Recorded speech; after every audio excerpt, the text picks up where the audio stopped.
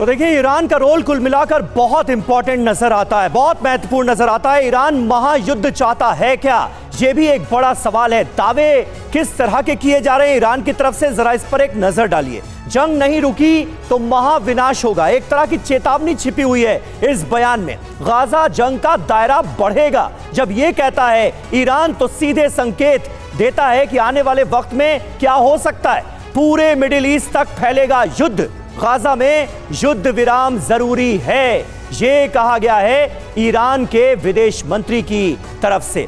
Iran की भूमिका को सिन्हा साहब आप किस तरह से देख रहे हैं? और ऐसे में ये जो बड़े सवाल हैं, पहले हम उनका जिक्र कर लेते हैं। बड़े सवाल देखिए, क्या हमास को भड़का रहा है ईरान? पहला तो ये बड़ा सवाल। क्या हिजबुल्लाह हूती को हमले के लिए उकसा रहा है? क्या गाजा युद्ध को विश्व युद्ध में बदलने की साजिश है? ये सारे सवाल जहन में आते हैं जब जिक्र होता है ईरान का।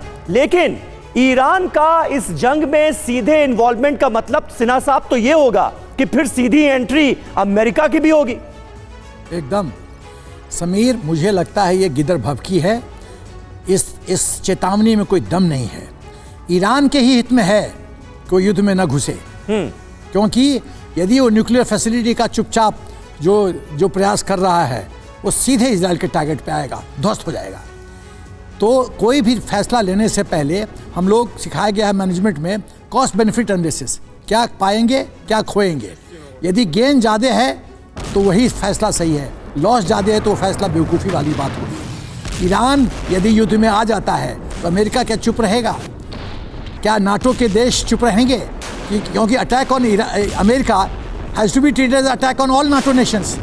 तो क्या 30-31 देश चुप बैठेंगे? तो ये तो महायुद्ध हो जाएगा। ईरान वही कह रहा महायुद्ध हो जाएगा, लेकिन वो चाहता नहीं है।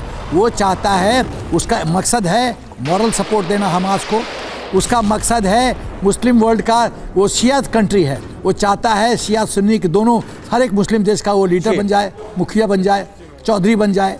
ये उसका एम है और इजराइल पे दबाव डालते रहे। बिल्कुल, तो ये रणनीति साफ तौर पर हुसैन अमीर की तरफ से जो बयान दिया गया इजराइल पर दबाव बनाने की है, लेकिन कहीं से भी अभी ईरान का कद ऐसा नहीं लगता कि वो इजराइल या फिर अमेरिका जैसी शक्तियों का मुकाबला कर पाए। एक और बड़ी खबर, इजराइल को हूती विद्रोहियों की बड़ी धमकी, लाल सागर में यमन का शक्ति प्रदर्शन।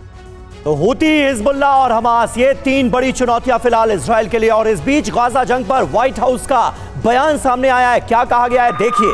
सुरक्षा परिषद के प्रवक्ता हैं जॉन किर्बी, उन्होंने कहा है कि गाजा जंग कभी खत्म नहीं होगी।